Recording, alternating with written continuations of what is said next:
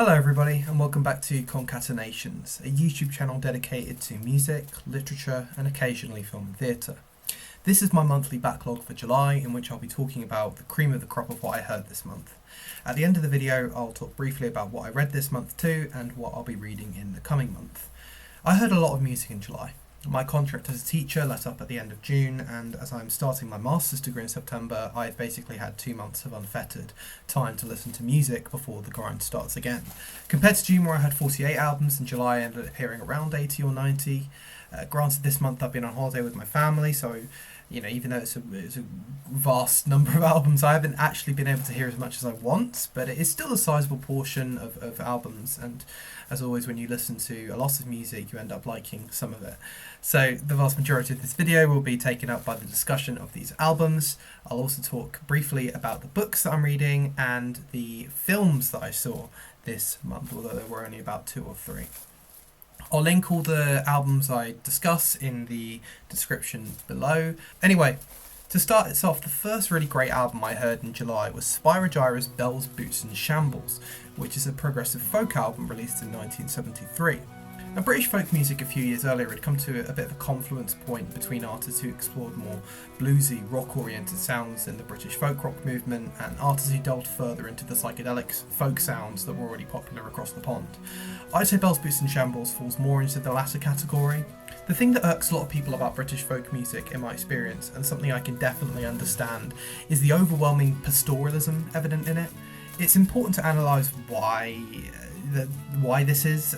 During the time there were political considerations as well as allegorical ones as to why this approach was popular, but I can assure listeners that Bells, Boots and Shambles is a much more interesting album when it comes to its substance. While it still uses the instrumental palette of British folk music with lots of woodwind and orchestral elements, I think what really sets it apart from its contemporaries is that it encapsulates this meandering spirit and disaffection towards the self, which sometimes almost borders on misanthropy. I love the opening line of the album on the song The Furthest Point. Body and matter just flow into an infinite number of variables, which can be meaningless or false, or disproved by scientific negotiations, whilst love, mind and limb are easily interchangeable in the hands of physicians, perfectly equipped with all the modern devices. So you stand there, merely bewildered and looking at the moon. This disaffection continues throughout the album, and malaise almost drips through it, but again, instead of invoking pastoralism and rural nostalgia to do so, it takes a more interpersonal and sociological slant. I really appreciate how the vast bulk of the album begins with a line about light or sound, trying to access or assess these prerequisites, almost like the song itself has to calibrate itself, which adds to the sense of directionlessness. The finale, a 12-minute closer named In the Western World, on first listen seems like a song that endorses or uses pastoralism, but I think it attempts to satirise Spirogyra's contemporaries and the efficacy of the viewpoint too. The song takes us through a collection of ages and outlines the cruelty apparent in each one, thus concluding with coming back, the tide that can't be stopped, the wheels that always roll.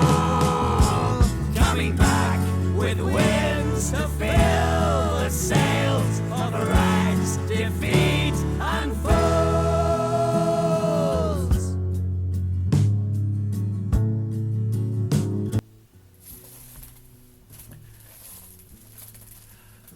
I think it's a really interesting sentiment that human behaviour adapts with technology and the tools to augment power, and it's something that I guess I'm inclined to agree with.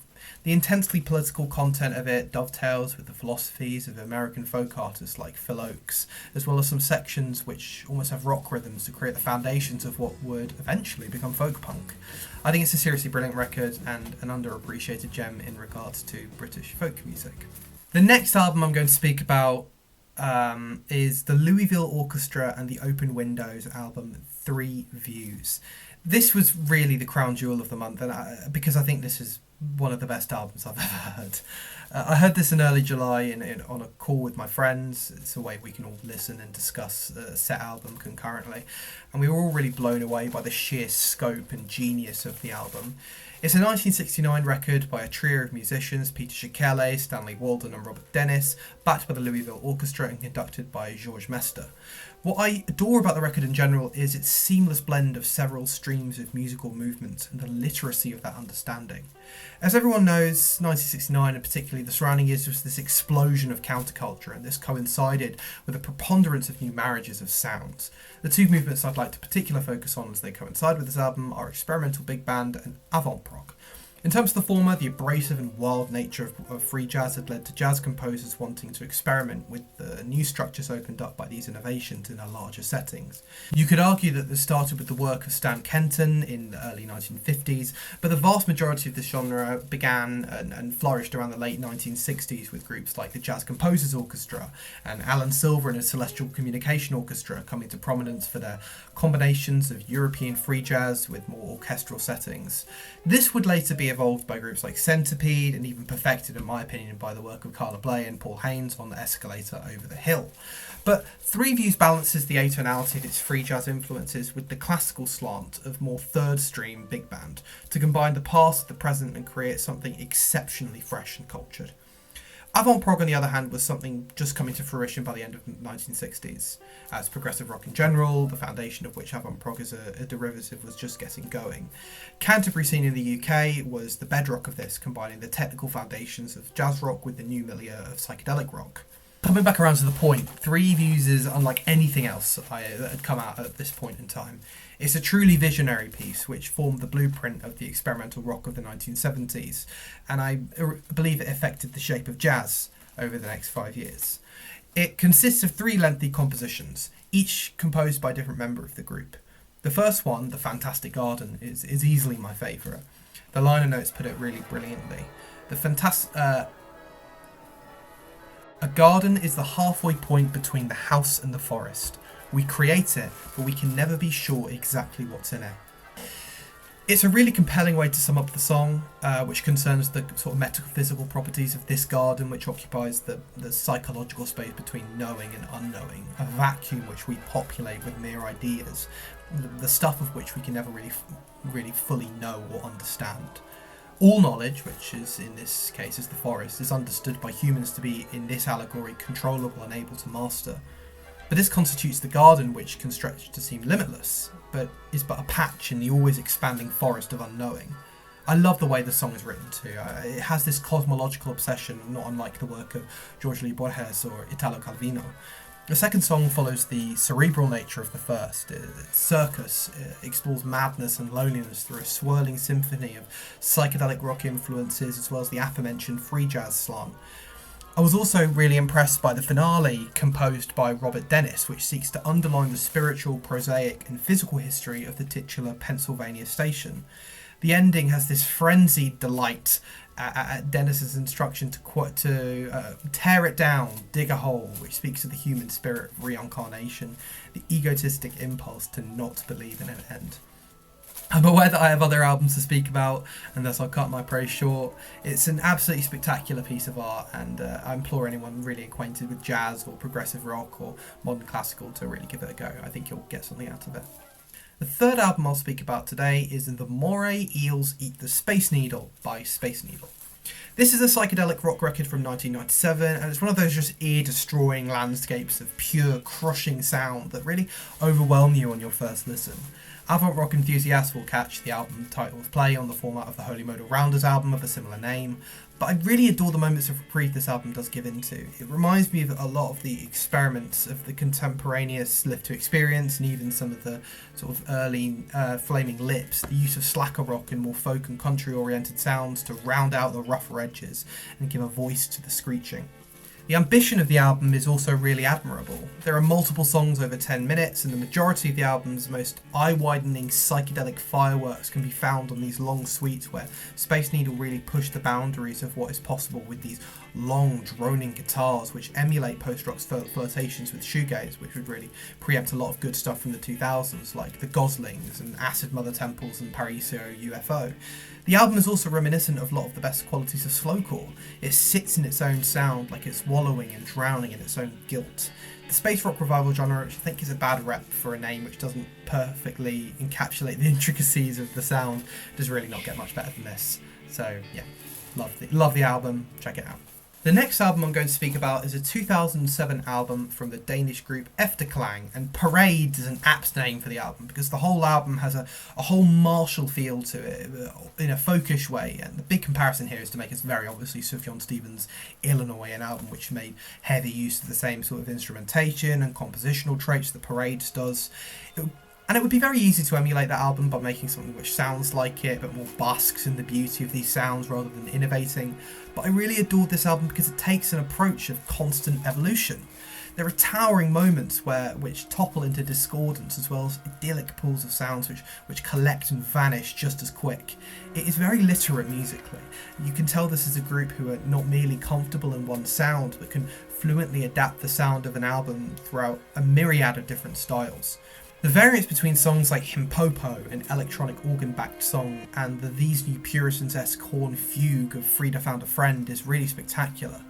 I enjoyed this album really thoroughly, and I'd say that it is in the upper echelon of the chamber pop genre with albums like Illinois and Is a Woman.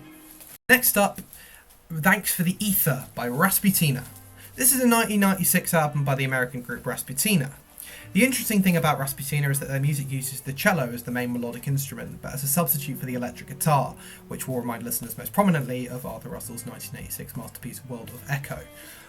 What stands out about Thanks for the Ether is the depth and sheer quantity of ideas that flow through the album. There's a sumptuous blending of styles and structures throughout, with spoken word pieces coalescing with folk and pop-oriented melodies that are gone almost as soon as they come around.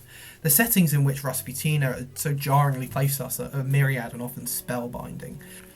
One song places us at the suicide of Ophelia after her rejection at the hands of Hamlet. Another discusses the possibility of cannibalism in early pilgrim pioneer societies.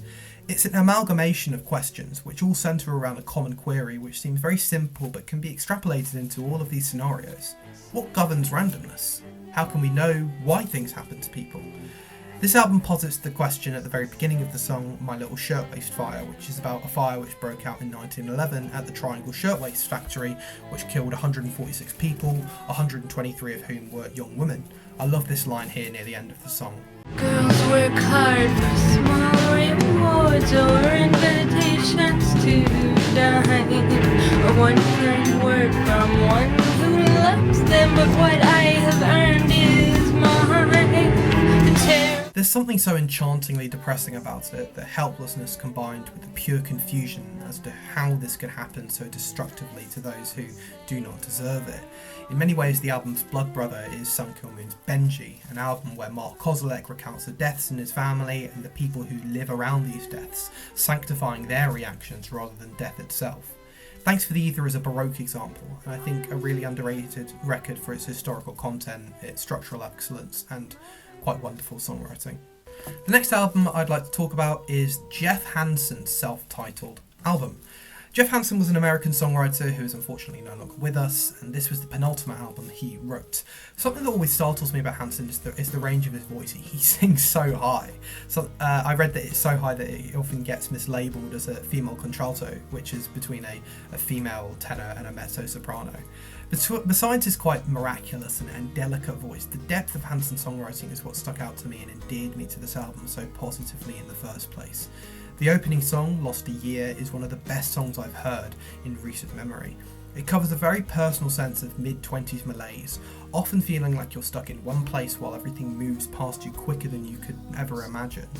It's unlike any song I've heard from the genre, because it is constantly unfolding, forming this positive feedback loop of helplessness and abdication.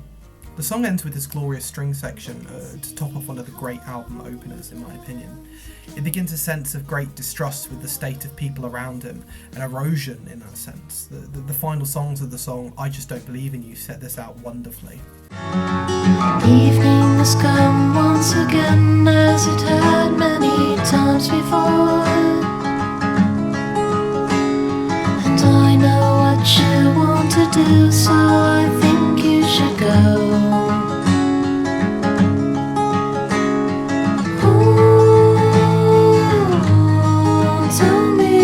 this will be wrong.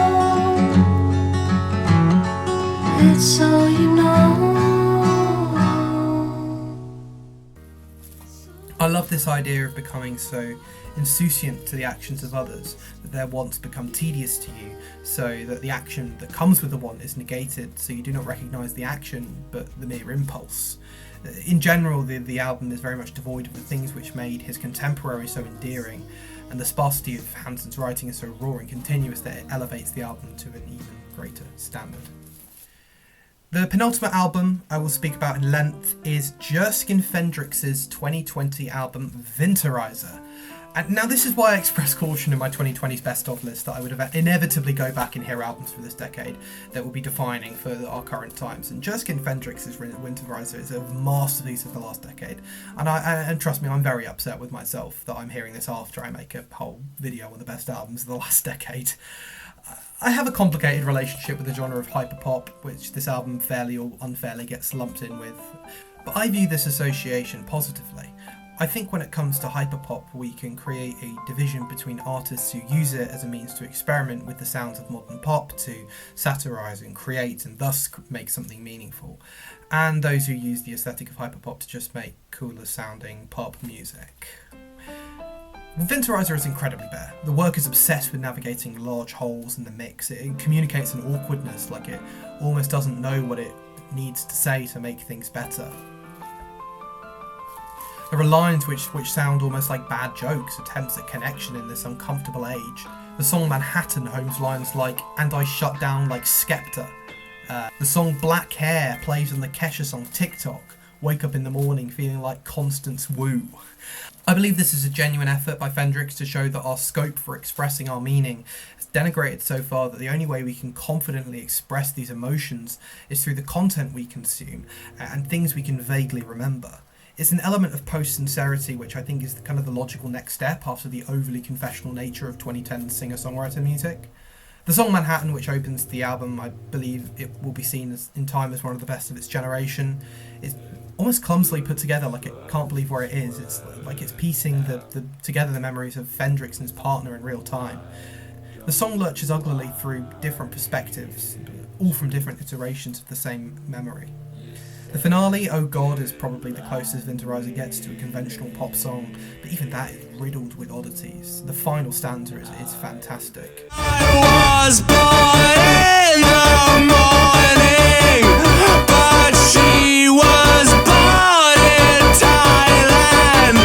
Now I can't stop my body, but she can't stop hers either. Two completely opposite pieces of logic leading to an understanding in the intense frequencies of human connection, a language so unfamiliar that we barely recognise the name for it anymore. The final album I'll speak about in length here is Chico Buarque's Construção. I try my best with MPB, which is Música Popular Brasileira.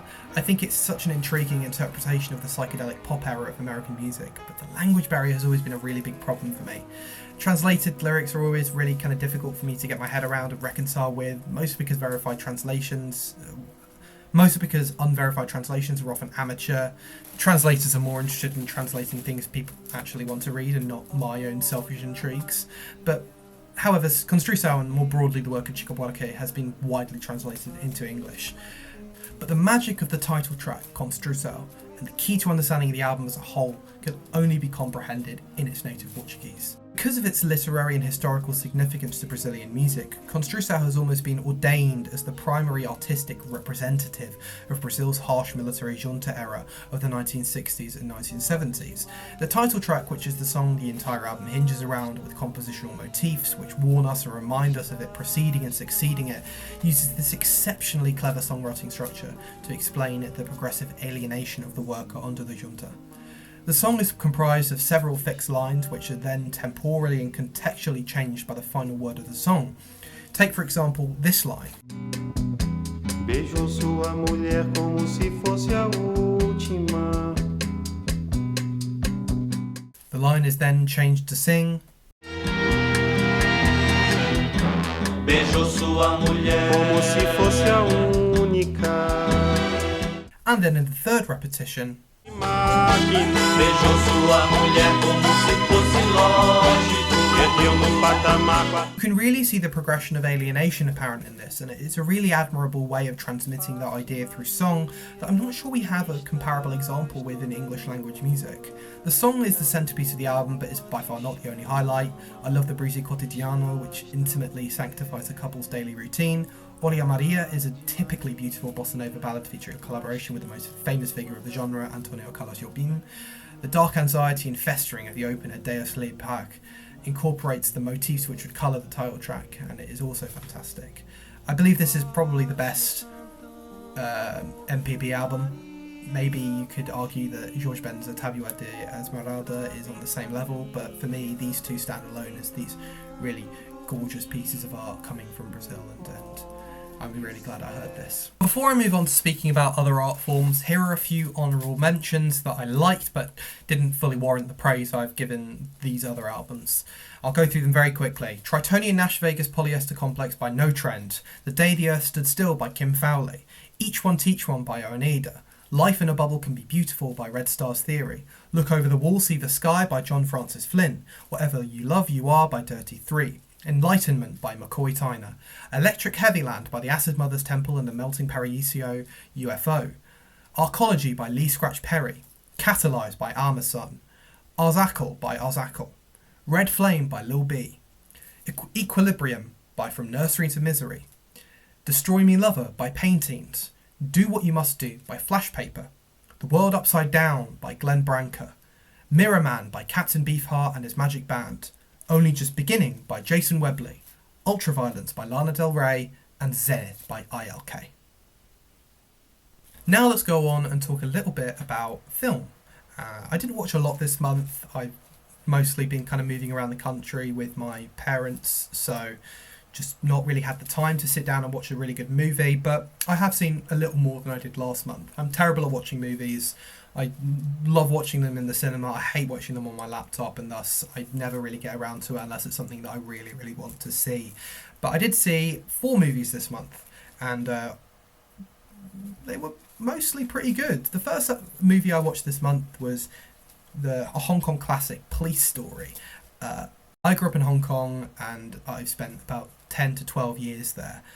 I love Hong Kong cinema and Hong Kong action movies with their intense disregard and for safety regulations, especially in the case of Police Story and the Jackie Chan movies, always really awe me. Police Story is just so fast-paced, fun, stunt heavy. It kicks ass. It really does. And I know I should be a little more discerning about the kind of content and about what it means, but the kind of feeling I get when I watch a place like Hong Kong, somewhere I've grown up, cities and buildings that I know and I've been in, getting smashed to pieces in increasingly ridiculous ways is so endearing, and I love Police Story. For me, it's up there with the finest Hong Kong action films. I took my little sister to see Jurassic World Rebirth, which was crap. It's really bad and you shouldn't watch it because you're giving money to these companies to create movies which are devoid of any purpose, devoid of any enthusiasm, and devoid of any fun. I mean, I was trying not to fall asleep in the cinema there. I mean, it's inexcusable that something so loud and so expensive can be that boring. Scarlett Johansson phones a performance in. I mean, I hope she got paid quite a bit for that because it was horrific, really. I mean, there are points where I feel like she's almost mocking the film itself with how bland and how boring her performance is. There's nothing in it. Just a waste of your time, a waste of your money. Don't go and see it.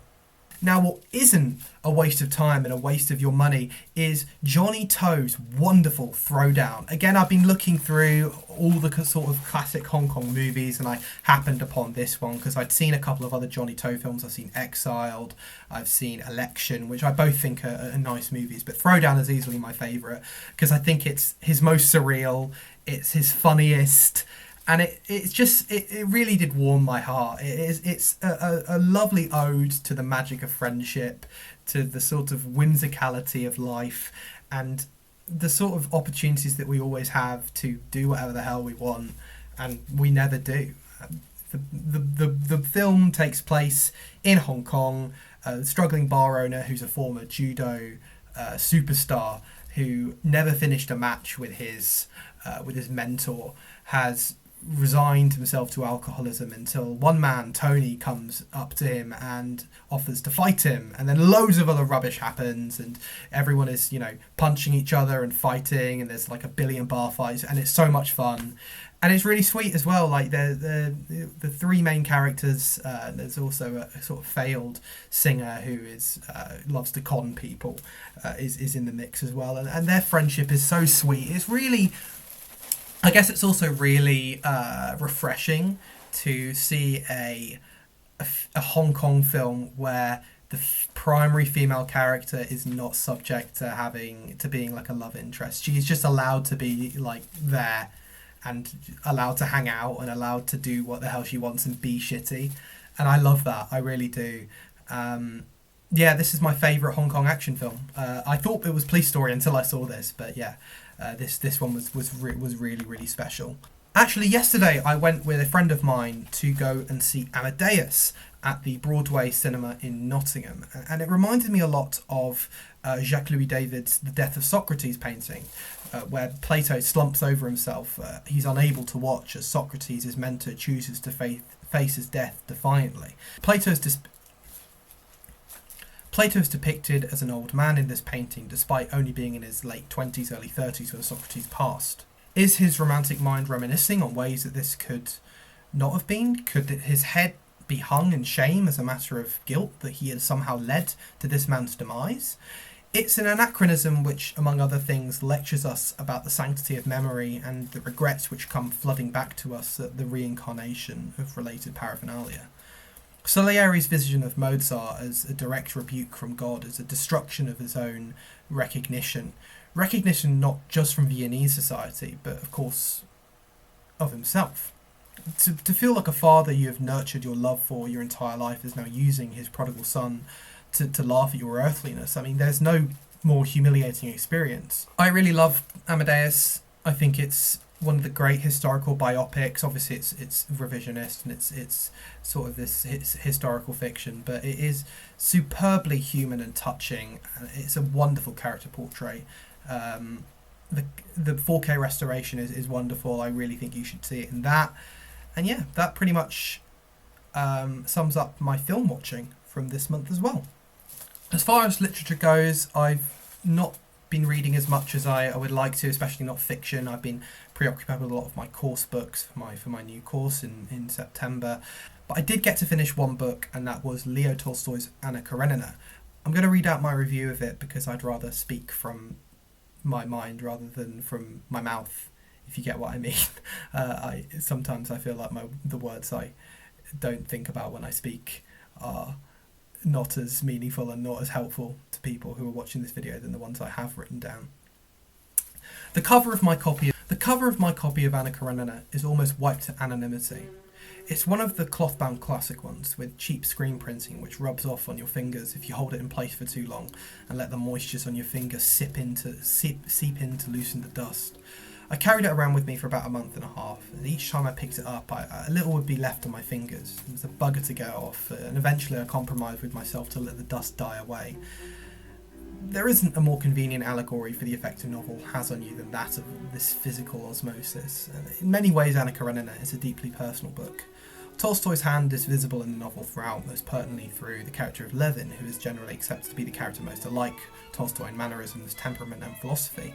Tolstoy struggles throughout his life to balance the brilliance of his genius with a petty animalism which ate at him. It's a short temper, an easily insulted conscience, vestiges of youth that he never quite released. Tolstoy's life is a triptych of our lives and ideas: the boisterous, offended youth, the prime, elevated middle period, and then the isolated crisis of the elderly spirit. Karenina found Tolstoy in that middle period, and thus Levin is a thinly veiled critique of his own follies and difficulties with spirituality and discovering meaning. Tolstoy's ingenious stroke is to herald us, his readers who he addresses blindly in the many, as being the society which suffocates his characters. We're constant intruders to the fates and affairs of Tolstoy's characters. And you may posit that he has invited us there, but then why would we accept such outrageous proposals? Why do we keep our intrigue? We crowd around his characters in their most base, broken moments like dogs around a carcass. When Vronsky shields his face at the birth of Anna's child, he hides not just from the shame of Anna's husband being there, but also he hides from us, because we do not pity a man who shows such pathetic cowardice in the face of such debasement. When Alexei Alexandrovich rips Vronsky's hands from his face, it's almost at our command. We demand his shame. When Anna dies, Tolstoy does not give us that same satisfaction to see the reaction of her relatives and friends, because there is only pity. Pity does not sell in the highest circles. We hear about Vronsky's wails and the back chatter of taboo society speak. It knows better than to gloat. Anna Karenina's fate is inextricably tied to Tolstoy's own.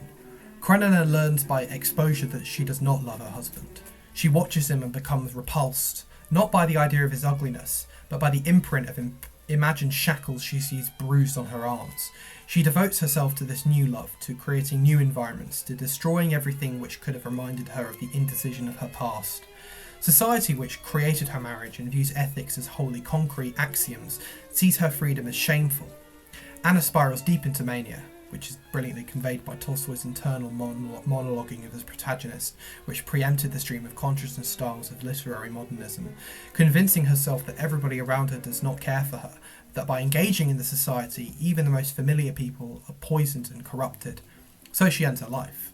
Levin does not suffer nearly the same fate, despite undergoing a similar trajectory of unbelief and criticising the things around him. Tolstoy has a crisis of faith near the end of his life, which Vladimir Nabokov puts beautifully.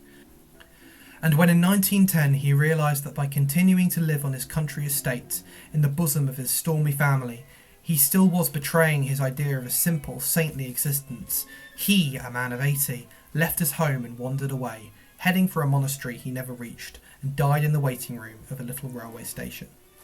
Tolstoy's great truth is embodying the fact that our emotions and our rationalities can drive us both to the same manias.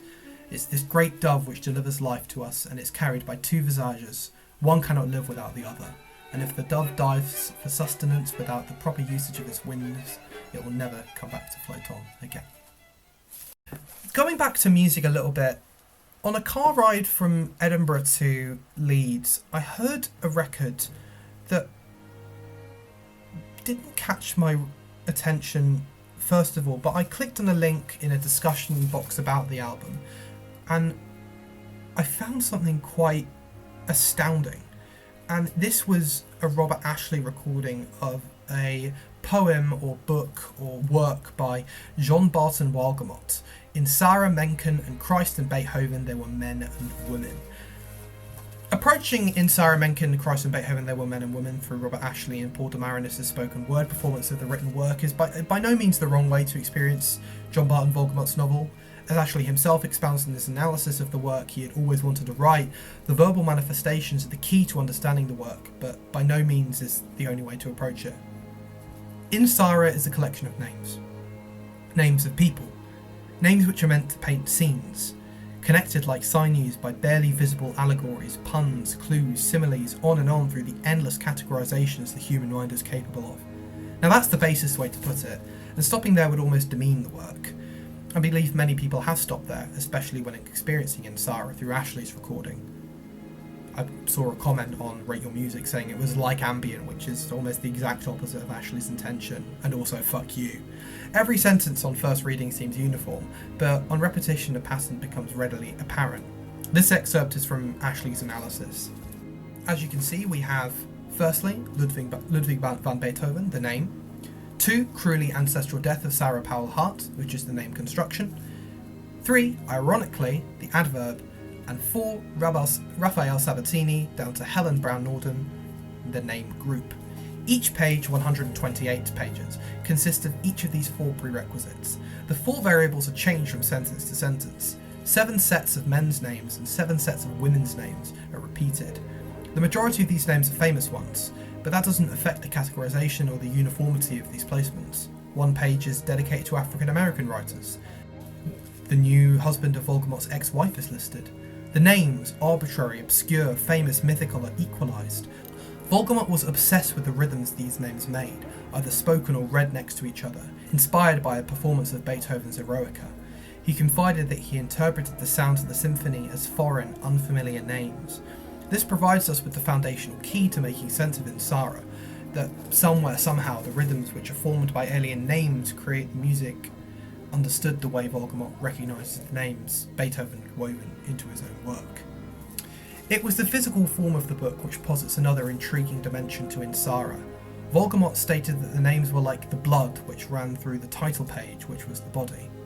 Ostensibly, the names are structured in a way in which you could see through the book, with the blood pinned down by the words on the title pages, like the digits of a great hand. Watching the blood coagulate and copy with minuscule yet vastly meaningful changes reminds one of genetic material, the particles of air, the number of electrons in an atom, the elements of our lives which can be approximated and built up from a mere insinuation of an understanding limitless. Ashley confides that it was to his great disappointment that he could never fully understand Sara, but it's a work that resists logical analysis. It's the best kind of art, created by somebody so sure that the meaning was both a reflection of his personal genius and the world around him that it takes the facade of an impenetrable piece. But in fact, the book is anchored by the very things which relate the artist to their work. The piece is dedicated to one of the several names repeated throughout the album, Sara Powell Hart. Not much seems significant about the eponymous Hart, apart from the fact that she was married to another eponymous name, the essayist H.L. Mencken. But in amongst the work, the name of this woman, forever immortalised by the cartilage it has formed onto the cover, rings like a ghost, a knell for a love so powerful that it takes but the name to deign its soul upon the reader. Wolgamot claimed that he had never met Hart, and that he had only used the name because her last name went together with his middle name. But Wolgamot used this technique sparingly throughout the novel, which Ashley recalls in this anecdote where the author explained page 60 of his novel. Somerset has both summer and set, as in sunset. A Moam sounds like the name of a South Pacific island. A Moam wrote a biography of Jerskin, which name has both go and again in it. And Oland could be O, land, a sailor's cry. And Granville sounds French for a big city, which Jerskin left to go to the South Pacific, etc. etc. By relating that he had gotten to Hart by way of his own name, Wolgamot opens himself up to infinity. It's almost as if he had released his soul to be begotten by everybody, by the head turn of relation, true recognition. In the curious manner music endears itself to us by the inexplicable rhythms which we understand as reaching out to us from a place unknown, in the fantastic way that we fall in love with the things we resist, the horrors of dreams we concoct but rarely wish for. We are all betrothed to an anonymous love we can only rhyme with and never name. That will be it for this month's backlog. I'm currently reading Alfred Derblin's Berlin Alexanderplatz, which I'm very much enjoying, but that will be something for next month's log. I hope you've enjoyed the video, I hope you've gotten something new out of it, and I hope to see you next month or in the next video. Bye bye now.